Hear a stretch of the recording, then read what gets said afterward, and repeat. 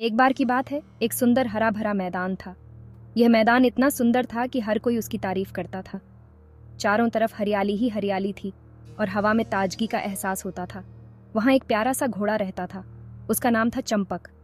चंपक बहुत ही प्यारा और मासूम था और उसकी आंखों में चमक थी।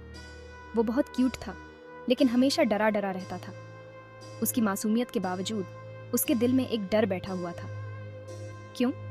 क्योंकि नियरबाई एक बाघ रहता था जो कभी कभी दिख जाता था। बाघ की दहाड़ सुनकर चंपक के रोंगटे खड़े हो जाते थे। फिर भी बहादुरी से वो रोज वहां घास खाने जाता था। चंपक ने सोचा कि डर के आगे जीत है और उसने अपने डर का सामना करने का फैसला किया। एक दिन घोड़े को वहां एक शिकारी मिला।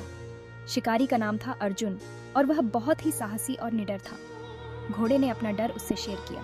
चंपक ने अर्जुन को बताया कि कैसे बाघ की वजह से वह हमेशा डरा रहता है। शिकारी ने स्माइल करते हुए कहा, मुझे कोई डर नहीं लगता, मेरे पास बंदूक है, मैं किसी भी जानवर को मार सकता हूँ।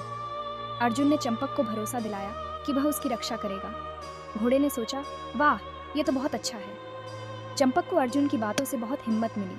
उसने शिकारी से पूछा, क्या आप मेरी हेल्प करोगे? चंपक ने अर्जुन से मदद की गुहार लगाई। शिकारी बोला, हाँ जरूर, मेरे साथ रहो, तुम्हारी जान सेफ रहेगी। घोड़ा मान गया। अर्जुन ने चंपक को अपने साथ ले जाने का फैसला किया। शिकारी उसके ऊपर बैठ गया और उसे शहर के अस्तबल में छोड़ दिया। शहर का अस्तबल बहुत ही सुरक्षित और आरामदायक था। अब घोड़ा सेफ तो था, बाघ का डर नहीं था। चंपक ने राहत की सांस ली, लेकिन वो सोचने लगा, जान तो बच गई, लेकिन मेरी आज़ादी चली गई। चंपक को अपनी आज़ादी की कमी खलने लगी।